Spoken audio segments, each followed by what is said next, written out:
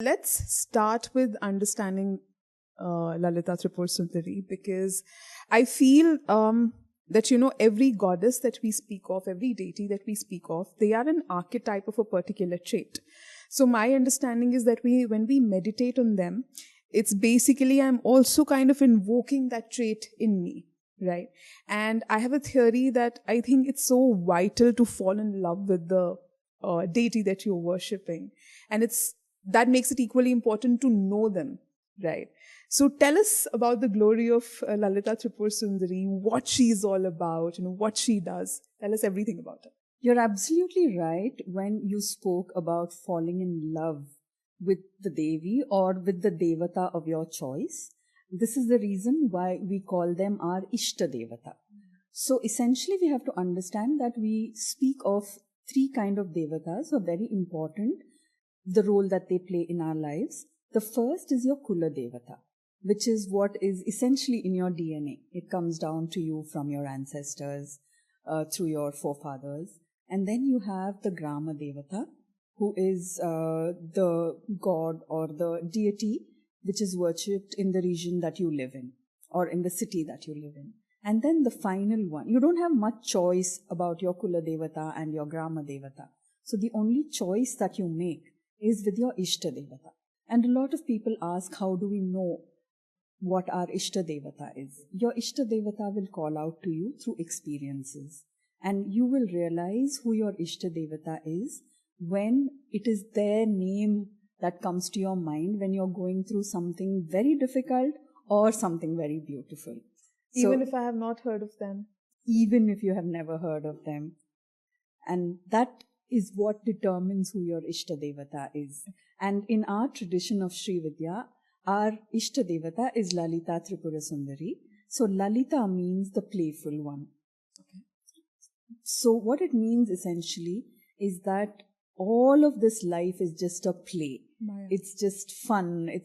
You have to reach it in a state of spontaneity. You can't take anything too seriously, because there she is telling you life is all just fun and games, and here we are taking everything so personally and so seriously. So the first message she gives to us is that of playfulness. And the second name is Tripura, which refers to all the triads that exist in Sanatana, starting from the three states, waking, sleeping, dreaming, or you can even look at it as time itself, past, present, future, or Brahma, Vishnu, Maheshwara. So any of the triads. So she is the presiding deity of all the triads. See how powerful she is right there? Yeah. So she presides over Brahma, Vishnu, Mahesh as well. Absolutely. In the Lalita Sahasranama, she is called Pancha Preta Sanasina, which means she's sitting on the corpses of all of these five gods, including Brahma, Vishnu, Maheshwara, and Sadashiva. That's how powerful she is. And that is the Shakti that we are invoking when we talk of Sri Vidya. And then the final word, Sundari, which means not just some beauty, not just physical beauty. Her beauty is something which is transcendent, and that which envelops all the three states of being, the three states of time. So this is Lalita Tripura Sundari encapsulated. And then we always see her as, we see her in different forms, as Bala Tripura Sundari when she's just a 9-year-old, and then as Shodashi when she's a 16-year-old girl, just coming into full form as a woman, and then a little older version, when she's a Bhairavi at 30. So she goes through all these stages just like you and I as women go through all these various phases in our life, going from childhood into adulthood and thereon. So Sri Vidya is basically when we are practicing or when we are worshipping Lalita Tripur Sundari, that practice is called Sri Vidya, and it's a subset of Tantra. That's correct. Right? But this is, because I've heard you often talking about it, that this form of Tantra is almost Vedic and not the fierce form of Tantra. True. Right? This is what is called the Samayachara, which means that it is the very right-handed path of Tantra. So you're right in saying that it's very close to the Vedic methodology. And what we are saying in Sri Vidya, if I had to put it in a single line, what we talk of as the elevator pitch. It's that I will seek ashraya with no one. Because Shri comes from the word ashraya, which means shelter. I will seek ashraya with no one because she is giving me shelter. So when she is giving me shelter, she's the mother of all. I don't need validation. I don't need love. I don't need anything from anyone else. That's it, right? So I seek ashraya with no one has to be the message that we internalize as Sri Vidya sadhakas. And the second thing is that I will offer ashraya to anyone who needs it. Because we have become an embodiment of her now. And she lives in our heart, in our Hridaya Guha. So then when she is offering us ashraya, we become that umbrella for everyone else who reaches out to us. A channel for her to provide that ashraya to everyone else. True. Right. Interesting. So basically she is the divine feminine. And when we are worshipping her, we are also invoking her in us. Right. So how does it look like? What kind of changes or, what all does she help in once you have started to practice Sri Vidya? How will it manifest? It says in the Vamakeshwara Tantra that Devi says, these are her words. She says, I am the one who gives you both bhoga and moksha. I am the one who binds you and I am the one who will release you. So this is what she can promise. That while you're here, you're in this body, enjoy everything because then this body becomes your tool for emancipation. So whether it's health, whether it's abundance, whether it's a great relationship, it will manifest. Once I've started to worship her, it will start to manifest in a way that, I would start to have all of these at its peak, I'm assuming, yes. Right? Yes. You will be enriched in every aspect of life. But that's interesting because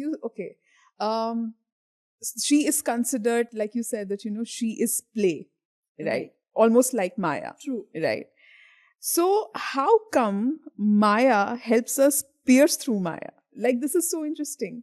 It's because the whole point is this, that Maya doesn't mean that what we are going through is an illusion. It means we are only separating ourselves from her when everything that you need is already available to you. So that is the Maya that you're not able to pierce through. I didn't get it. Explain so effectively, very profound. It means that everything that you seek is already yours. That's why your mind has even gone to that thought. So the illusion is not that this Maya, this world around us does not exist. It means don't see yourself as distinct from everything around you. So that is why the entire Sri Vidya path is based on the philosophy of Advaita. There is no two, Advaita. No, there is no duality. It's non-duality. So what does this mean? You are the co-creator of whatever it is that you are desiring. So, okay, now I'm understanding it a bit. So we are saying that from the state of being I want it to the state of being I am. Exactly. So when you reach I am, because when you realize that, ye bhi main hu, ye bhi main hu, ye bhi main hu, I think that's when you become one with the consciousness, because that's what consciousness is all about. And then you start to co-create whatever it is that you want. You then become a co-creator of your own destiny. Much as we all start with the prarabdha karma, once we pierce the matrix, we understand, we've cracked the code. Now we've become manifestors. Because the thought has come to us, why is it that a certain thought comes only to you and not to anyone else? It's because already the process has begun wherein you can fulfill that process, right? That dream or that manifestation. So it's almost like that I also start to mirror myself in a way that I'm also the consciousness. And that's where I think I let go of that I want it, because I realize that I'm already it. And that's where you kind of separate from Maya, not in the exact term of separation, right? You identify that this is the illusion that I'm living under. That I want it. The veil is removed and you go from a space of lack. So because the moment you say, I want, it means you don't have it. Exactly. And the moment you realize that, oh, this is me, This thought came to me through my vritti, through my vasana. So I am. How beautiful. It was an absolutely profound conversation with you, Vanitha ma'am. I think, I started as a novice. I literally had no idea about Sri Vidya and Sri Chakra before before the whole conversation of this podcast came up. And I think within the conversation, you kind of matured me into understanding Maya, singularity, and so many other stuff. It has been an absolute delight having this conversation with you. Thank you so much. And I really, really would like to host you again for some other topic. Maybe we can delve deeper into Maya. Right? Or the Sri Yantra, because that itself is something that many people are curious about and very little knowledge exists out there.